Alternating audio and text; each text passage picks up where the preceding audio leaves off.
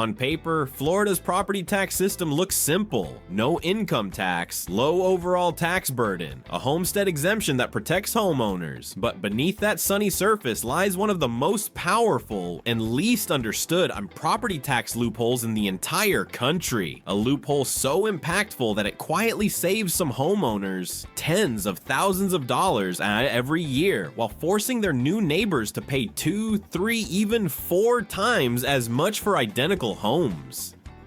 It's called Save Our Homes, a 1990s amendment meant to protect retirees from losing their houses to rising tax bills. But over the decades, it has morphed into something else entirely, a hidden mechanism that creates 2 parallel tax systems in Florida, one for longtime residents and one for the unlucky newcomers who buy next door. How the loophole really works. Save Our Homes caps annual taxable value increases at 3% or the rate of inflation, whichever is lower. Sounds fair, sounds protective, but here's the loophole. Once you buy a home, your taxable value freezes under this cap permanently, even if your home doubles or triples in value. Meanwhile, the person who buys the house across the street next year, they start at full market price. Same street, same model home, same school district, but one family pays $2,400 a year in property taxes, and the other pays $9,800, all because one bought earlier. A system that quietly rewards longevity.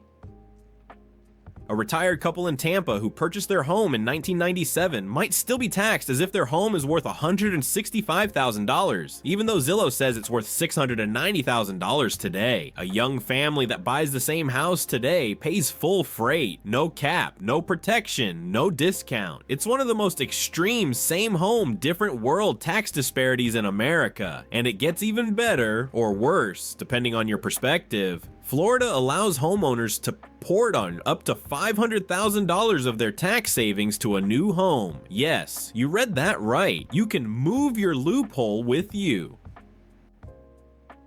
The hidden winners and losers.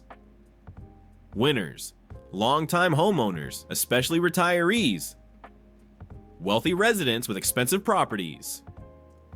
Anyone who bought before 2015. Snowbirds who establish residency for tax purposes. Losers: first-time home buyers, transplants from other states, middle-class families priced into high-demand areas, anyone who buys without understanding the system. The result? Florida's housing market is a tale of 2 realities. Reality, +1. If you've lived here long enough, your taxes barely move. Reality, +2. If you're new, the system hits you like a truck. Multi-billion-dollar gap nobody talks about. Florida counties don't lose money because of the loophole. They simply make up the difference by taxing newcomers more. The state never mentions it. Local governments never highlight it. Realtors rarely explain it, but it's the secret fuel of Florida's tax machine. A wealth transfer pipeline from new residents to old ones, and in a state gaining over 1,000 new residents per day. That imbalance is growing fast.